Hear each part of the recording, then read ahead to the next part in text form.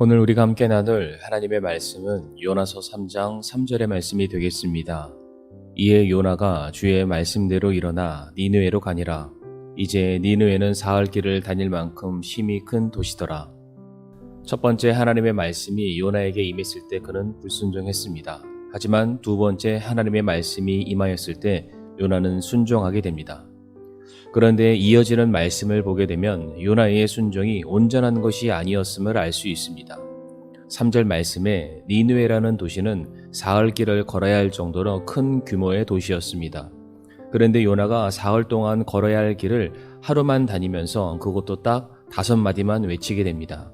4절 말씀에 비로소 요나가 그 도시로 들어가 하루 동안 다니며 외쳐 이르되 이제 40일이 지나면 니느웨가 무너지리라 하였더라. 니느웨여 너희의 죄를 회개하라. 하나님의 심판이 경각에 달하였다.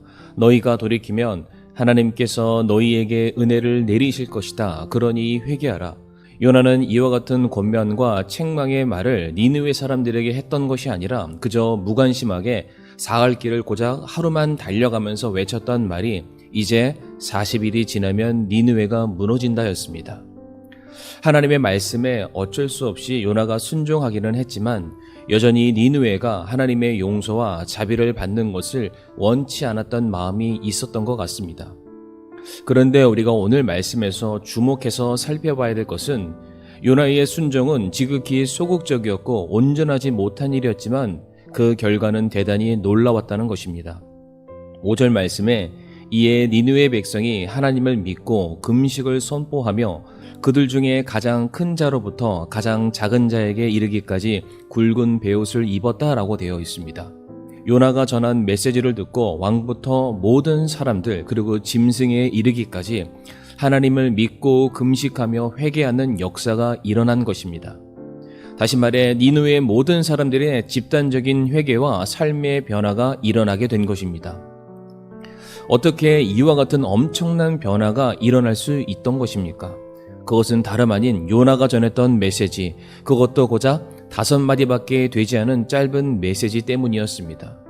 역사가들에 의하면 요나가 하나님의 부르심을 받았을 무렵 니느웨는 이미 수많은 이상한 일들을 겪고 있었다고 합니다. 기근과 역병, 반란과 그리고 달에 의해 태양이 가리워지는 일식과도 같은 일이 끊이지 않았다고 합니다. 그러니 앞으로 또 어떤 재난이 찾아올 것인가 두려운 마음이 그들 안에 있지 않았겠습니까? 바로 이런 상황 속에서 요나가 선포하는 짧은 메시지에도 모든 사람들이 귀를 기울일 수밖에 없었던 것입니다. 즉 하나님께서 니느웨라는 그 나라를 변화시키기 위해서 모든 것들을 다 준비해 놓으셨고 이제 마지막 단계로 그 모든 일을 주관하시는 분이 하나님이심을 알리기 위해서 요나를 보내시게 된 것입니다. 사랑하는 성도님들, 하나님은 사람의 도움 없이도 능히 자신의 뜻과 계획하신 바를 이루시는 분이십니다. 그럼에도 불구하고 하나님은 연약하고 부족한 우리를 부르시고 사용하기를 원하십니다. 때로는 우리의 불완전한 순종까지 사용하셔서 하나님의 선하시고 놀라우신 뜻을 이루기를 원하신다는 겁니다.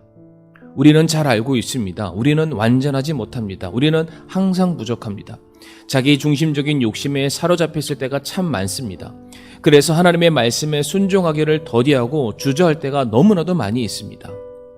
하나님의 말씀에 네, 제가 그렇게 하겠습니다 라고 말하기보다는 하나님 아직 때가 아닙니다 말하고 제가 부족합니다. 제가 힘이 없습니다. 지금 처한 상황만 끝이 난다면 제가 무엇인가? 하나님 그때 가서 제가 순종하겠습니다. 이렇게 말하며 손살에 칠 때가 훨씬 더 많습니다. 그러나 오늘 말씀을 통해서 우리가 발견하는 것이 무엇입니까?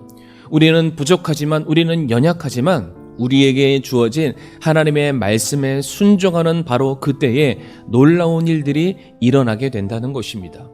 우리가 주의 말씀대로 일어나 적은 몇 마디라도 외치고 주의 뜻을 행하려 할 때에 우리의 힘으로는 할 수 없는 그러나 하나님의 능력으로 행하시는 위대한 일들을 우리는 보게 될 것입니다. 중국 선교의 아버지인 윌리엄 캐리는 이렇게 말했습니다. 하나님으로부터 위대한 일을 기대하라. 그리고 하나님을 위하여 위대한 일을 시도하라.